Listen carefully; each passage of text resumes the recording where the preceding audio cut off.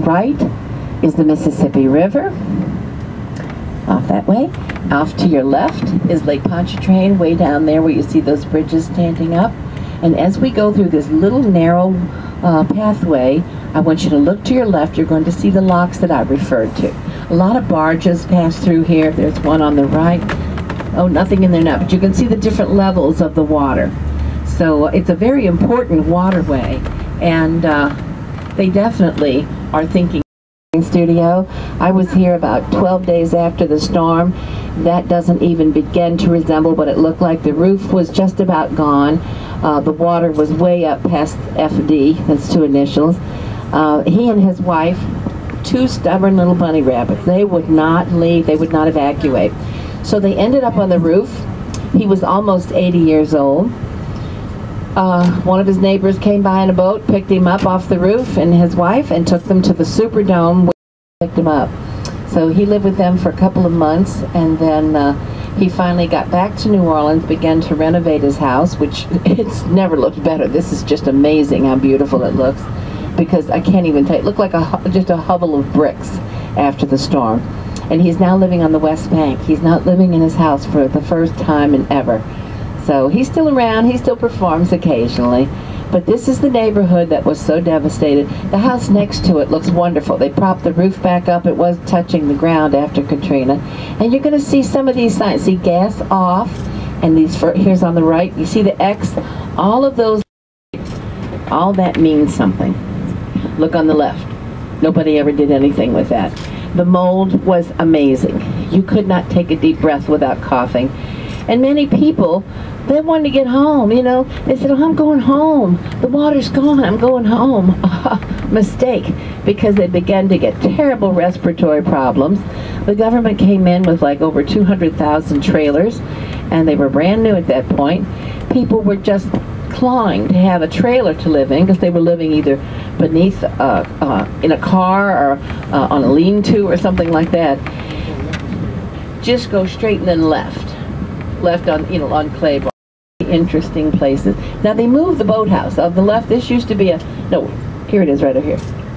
See the terracotta color house on the left?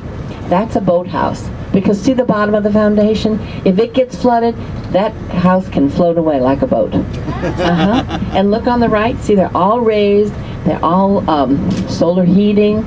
And you look down to your left, you see the gray wall? That's the levee of the industrial canal. This is where the huge barge bumped into this wall right after Katrina the next day and burst, and all the water came flowing through. So it did damage as far as 6 and 7 miles down to the right. But this is a very interesting neighborhood, because you're going to see, well, all the different styles that Brad Pitt's architects have created.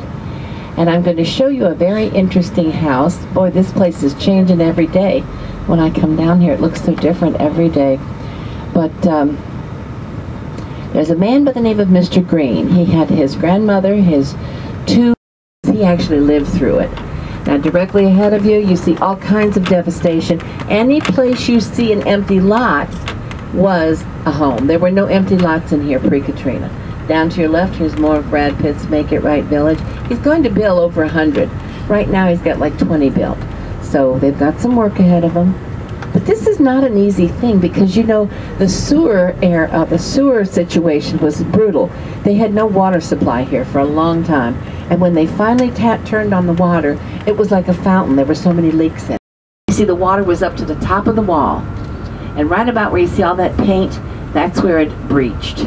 And now, of course, barges are not supposed to sit in this industrial canal, because I love New Orleans so much. He said, you know, we're the music city. We're losing all of our musicians. Where do they go? Where do they play? What did they play with? All the instruments were gone. So Harry started. He pumped in millions, along with Dave Matthews Band, Branford Marsalis.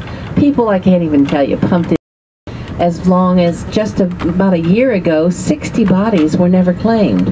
So the coroner decided to be reverent about dead people. He put together a beautiful monument as a tomb, and it's built in the shape of a hurricane. and he buried them there with no names, of course, because their bodies were never claimed. So that's kind of the drift of Katrina. We certainly do respect hurricanes more than we ever have, and that's why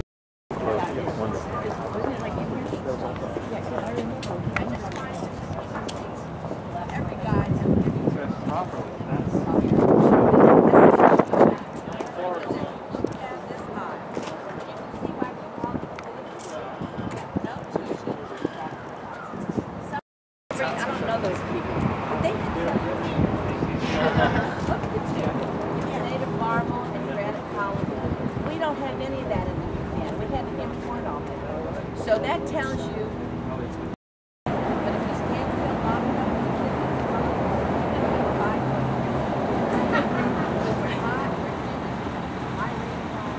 so you better move on.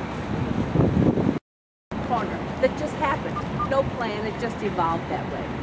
Now I must tell you about this man. For 60 years, I know what's on my mother's tomb. She had nothing paid, because hers is not this enough. But the people began to say, where's my angel? Where's my little, you know, whatever. So they got together, traced it back to him. He kept enough records that we were able to confiscate most of those things. And they got them all back. They got them in a big way.